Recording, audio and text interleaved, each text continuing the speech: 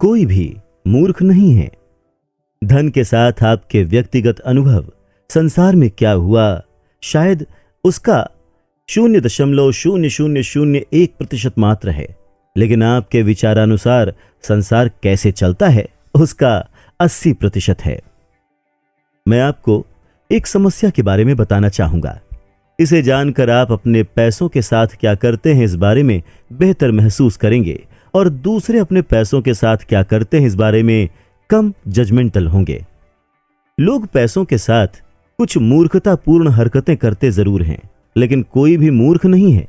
बात असल में यह है कि अलग अलग पीढ़ियों के लोग, जिनका पालन पोषण करने वाले माता पिता की आय अलग है, जीवन मूल्य अलग हैं, जो विश्व के विभिन्न क्षेत्रों में अलग अलग इकोनॉमी में जन्मे, जिन्होंने अलग अलग जॉब मार्केट में विविध प्रकार के प्रोत्साहन और भाग्य का अनुभव किया, वो एक दूसरे से बहुत ही ज्यादा अलग लेसन्स सीखते हैं।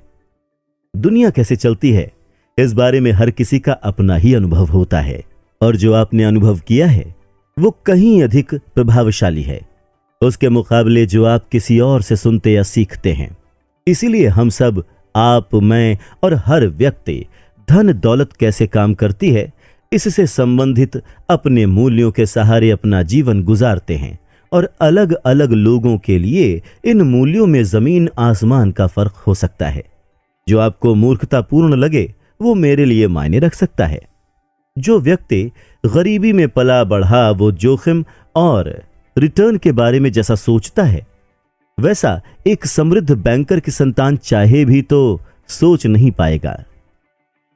एक व्यक्ति जो ऐसे समय में पला बढ़ा जब इन्फ्लेशन की दर अधिक थी, उसने वो अनुभव किया जो उस व्यक्ति को नहीं करना पड़ा जो स्थिर कीमतों के बीच पला बढ़ा। एक स्टॉक ब्रोकर जिसने रिसेशन में अपना सब कुछ गंवा दिया, उसने जो अनुभव किया सन 1990 के दशक की ग्लोरी में काम करने वाला एक तकनीकी कर्मचारी उसकी कल्पना भी नहीं कर सकता। एक ऑस्ट्रेलियन जिसने 30 वर्षों में कोई फाइनेंशियल क्राइसिस देखी ही नहीं, उसने कुछ ऐसा अनुभव किया है जो किसी अमेरिकी नागरिक ने कभी नहीं किया। बस इतना ही नहीं, अनुभवों की यह सूची असंख्य है। आप धन दौलत के बारे में कुछ ऐसा जानते हैं जो मैं नहीं जानता, और इसका विपरीत भी उतना ही सच है। जिन धारणाओं, उद्देश्यों, फोरकास्ट के साथ आप अपना जीवन जीते हैं वो मुझसे अलग हो सकता है। ऐसा इसलिए नहीं है कि हम एक दूसरे से अधिक होशियार हैं या फिर दूसरा अधिक जानकारी रखता है। ऐसा इसलिए है कि हमारे जीवन अलग अलग हैं, जो हमारे विविध और बराबरी के ठोस अनुभवों से रचे हैं। धन के साथ आपके व्यक्तिगत अनुभव, संसार में क्या हुआ, शायद उसका 0.0001% मात्र है, लेकिन आपके विचारानुसार संसार कैसे चलता है उसका 80% है। इसीलिए समान रूप से होशियार लोग इस बात पर बहस कर सकते हैं कि रिसेशन कैसे और क्यों होती है, आपको इन्वेस्ट कैसे करना चाहिए, आपको किसे प्राथमिकता देनी चाहिए, कितना जोखिम उठाना चाहिए वगैरह।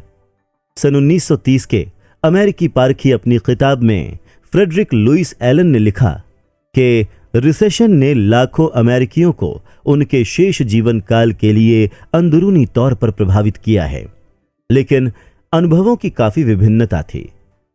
25 वर्ष बाद जब जॉन एफ कैनेडी राष्ट्रपति चुनाव लड़ रहे थे, तो एक रिपोर्टर ने उनसे पूछा कि उन्हें महामंदी के बारे में क्या याद है। उन्होंने कहा, मुझे रिसेशन के बारे में कोई प्रत्यक्ष जानकारी नहीं है। मेरा परिवार दुनिया के सबसे धनी परिवारों में से एक था, और यह उस समय काफी था। हमारे पास बड़े घर, नौकर चाकर थे, और हम बहुत घूमा फिरा करते थे। जो चीज मैंने प्रत्यक्ष रूप से देखी वो बस ये थी कि मेरे पिता ने कुछ और मालियों को सिर्फ इसलिए काम पर रखा कि उन्हें नौकरी मिल जाए जिससे वो अपना पेट भर सकें। मुझे रिसेशन के बारे में कुछ पता नहीं था जब तक मैंने हार्वर्ड में इसके बारे में पढ़ा नहीं था। ये सन 1960 के चुनाव का एक मुख्य मुद्दा था। लोगों को लगा कि कैसे कोई व्यक्ति इकोनॉमी की बागडोर संभाल सकता था जिसे पिछली पीढ़ी के सबसे बड़े फाइनेंशियल क्राइसिस की कोई जानकारी ही नहीं थी। इसका कंपनसेशन काफी हद तक JF कैनेडी के द्वितीय विश्व युद्ध के अनुभव के द्वारा हो गया।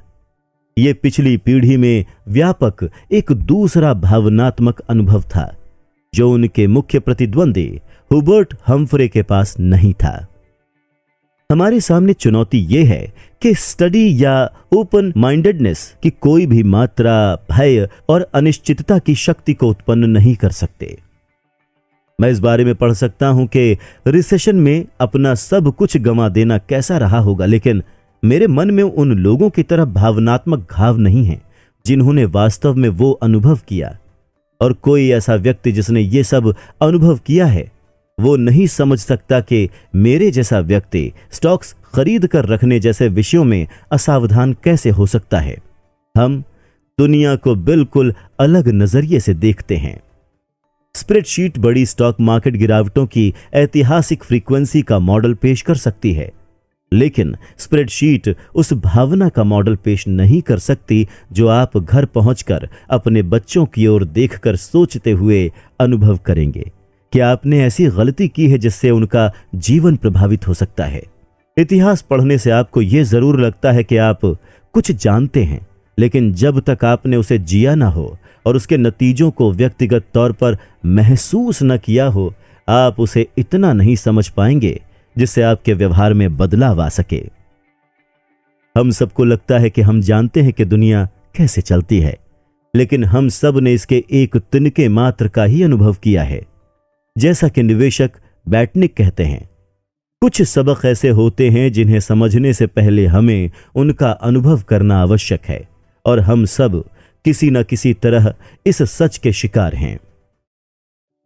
सन 2006 में national bureau of economics research के इकोनॉमिस्ट्स अल्राइक मेलमेंडियर और स्टीफन नेगल ने सर्वे ऑफ कंज्यूमर फाइनेंसेस के 50 वर्ष के कार्य का अध्ययन किया, जिसमें अमेरिकी लोग अपने पैसे के साथ क्या करते हैं इस विषय पर विस्तृत जानकारी थी। थियरी के अनुसार लोगों को अपने निवेश संबंधी निर्णय अपने लक्ष्यों और उस समय में उपलब्ध फाइनेंशियल ऑप्शंस के अनुसार लेने चाहिए, लेकिन लोग ऐसा करते नहीं। इकोनॉमिस्ट्स ने पाया कि लोगों के जीवन भर के फाइनेंशियल डिसीजंस उनके उन अनुभवों से दृढ़तापूर्वक जुड़े होते हैं जो उन्होंने अपने जीवन काल में शुरुआती दौर में एक्सपीरियंस किए थे। अगर आप ऐसे समय में बड़े हुए जब इन्फ्लेशन की दर अधिक थी, तो आपने आगे जाकर अपना पैसा बॉन्ड में कम निवेश किया, उनके मुकाबले जो कम इन्फ्लेशन के समय में पले बढ़े। अगर आप ऐसे समय में पले बढ़े जब स्टॉक मार्केट मजबूत था, तो आपने आगे जाकर अपना पैसा बॉन्ड में अधिक निवेश किया, उनके मुकाबले जो स्टॉक मार्केट कमजोर होने के समय में पले बढ़े। इकोनॉमिस्ट ने लिखा, हमारी खोज दर्शाती है कि एक इन्वेस्टर की जोखिम उठाने की स्वेच्छा उसके व्यक्तिगत इतिहास पर निर्भर करती है, न तो बुद्धिमत्ता, न शिक्षा और न ही सोफिस्टिकेशन, मात्र संयोग कि आप कब और कहां जन्मे। फाइनेंशियल टाइम्स ने सन 2019 में प्रसिद्ध बॉन्ड मैनेजर बिल ग्रॉस का इंटरव्यू किया। ग्रॉस मानते हैं कि आज वो जहां हैं वहां नहीं होते अगर वो एक दशक पहले या एक दशक बाद जन्मे होते। लेख का कहना था, ग्रॉस के करियर ने ढहती ब्याज दरों के साथ अच्छा मेल खाया, जिससे बॉन्ड की कीमतों को अनुवाद मिल गया।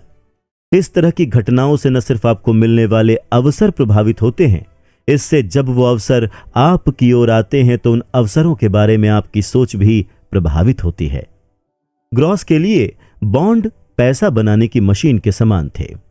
उनके पिता की पीढ़ी के लिए जो इन्फ्लेशन की ऊंची दर के समय बड़े हुए और उसे झेला, बॉन्ड धन भस्मक प्रतीत होंगे।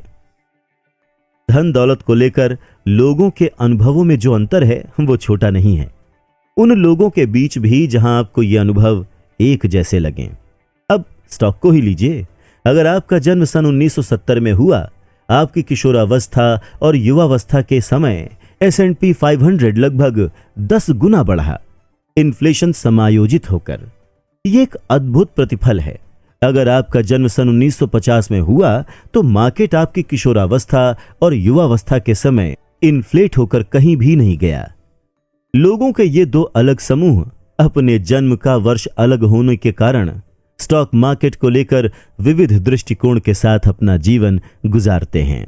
या इन्फ्लेशन अगर आपका जन्म सन 1960 में अमेरिका में हुआ, आपकी किशोरावस्था और युवावस्था के समय जब आप अपने युवा संवेदनशील वर्षों में इकोनॉमी के ज्ञान का आधार विकसित कर रहे थे, इन्फ्लेशन ने कीमतें 3 गुना बढ़ा दी।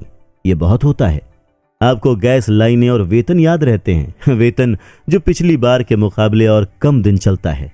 लेकिन अगर आपका जन्म सन 1990 में हुआ, आपके पूरे जीवन में इन्फ्लेशन की दर इतनी कम रही कि शायद कभी इसका विचार आपको छूकर भी न गुजरा हो।